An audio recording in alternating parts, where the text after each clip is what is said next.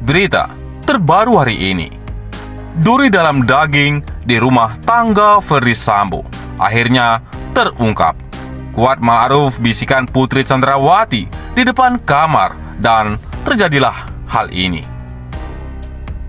Tim penasehat hukum terdakwa Kuat Ma'ruf, Irwan Irawan, angkat bicara mengenai isi dakwaan kliennya yang meminta Putri Chandrawati melapor ke Ferdy Sambo soal duri dalam rumah tangga usai peristiwa di Magelang, Jawa Tengah.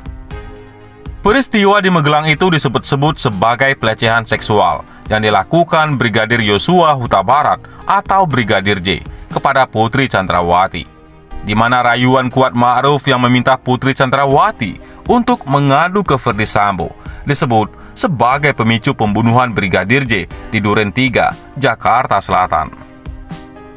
Irwan Irawan menegaskan, pernyataan Kuat Ma'ruf terkait duri dalam rumah tangga Ferdy Sambo itu disampaikan kepada Putri usai dirinya bersih tegang dengan Brigadir J. Maksud dari pernyataan itu, kata dia, bukan merujuk pada rumah tangga Ferdy Sambo dan Putri Chandrawati secara personal. Jadi, saya sudah konfirmasi ke Kuat, maksudnya seperti apa itu? Disampaikan itu, maksudnya tidak ada duri dalam rumah tangga. Rumah tangga yang dimaksud ini, rumah tangga secara keseluruhan, dalam artian sudah termasuk ajudan, ART, ibu, kata Irwan saat dihubungi. Irwan mengatakan, Putri Chandrawati dan Ferdy Sambo sudah menganggap semua ART dan para ajudan bagian dari keluarga. Sehingga kata dia, Kuat meminta agar Putri lebih baik melapor ke Ferdy Sambo jika mengalami sesuatu yang tak mengenakan. Karena Pak Sambo dengan ibu Putri ini sudah menganggap mereka ini satu keluarga. Sehingga dia minta, kalau memang dilaporkan, disampaikan saja ke Bapak bahwa ada sesuatu seperti ini supaya tidak ada duri dalam daging, imbuh Irwan. Menurut Irwan, maksud dari Kuat Ma'ruf melontarkan kalimat seperti itu agar persoalan yang terjadi di keluarga besar Ferdy Sambo, termasuk dengan hubungan asisten rumah tangga atau ART, hingga ajudan atau ADC, selesai. Bukan secara spesifik keluarga Pak Sambo dan Bu Putri dengan anak-anaknya, bukan. Yang secara garis besar, rumpun besarnya lah dengan ajudan, dengan ART juga.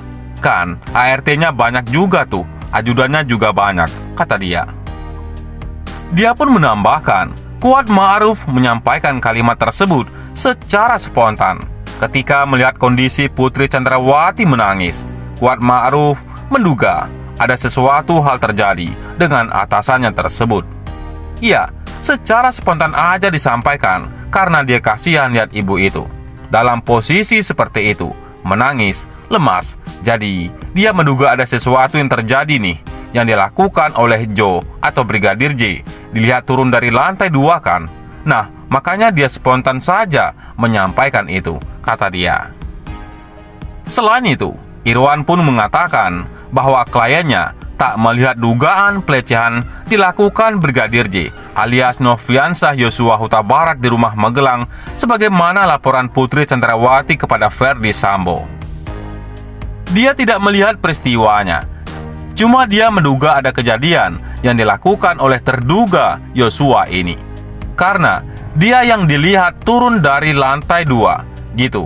Nah, setelah itu kan, dia suruh Susi untuk memeriksa. Di atas, ada apa ibu di atas? Ucap dia. Irwan pun mengatakan, kliennya baru melihat Putri Chandrawati ketika tergeletak di dalam kamar dekat kamar mandi saat dihampiri dengan ART, Susi. Sebelum melihat kondisi Putri Chandrawati, Kuat Ma'ruf sempat melihat Brigadir J keluar dari kamar tersebut dengan menurunin tangga.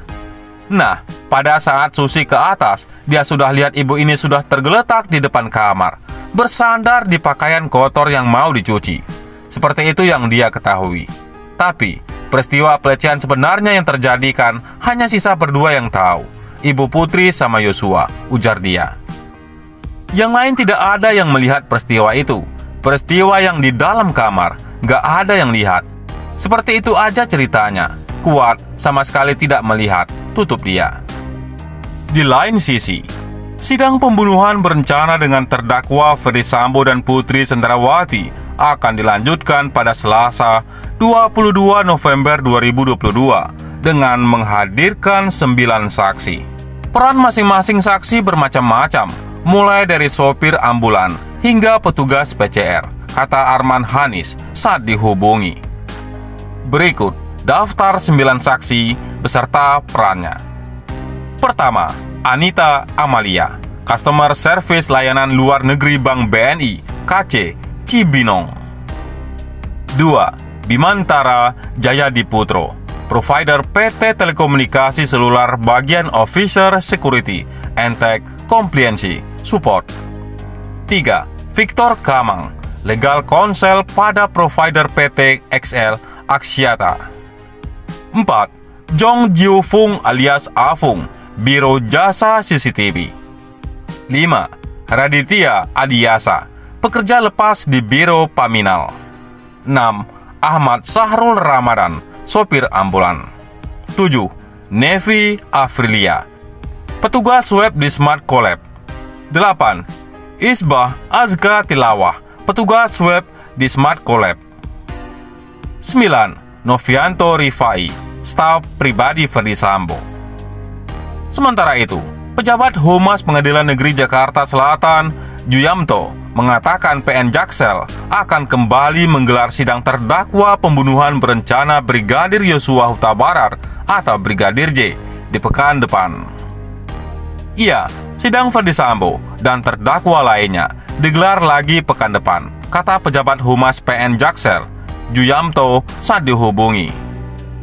Juyamto mengatakan sidang terdakwa Barada Richard Eliezer, Kuat Ma'ruf, dan Bribka Riki Rizal akan digelar Senin, 21 November 2022.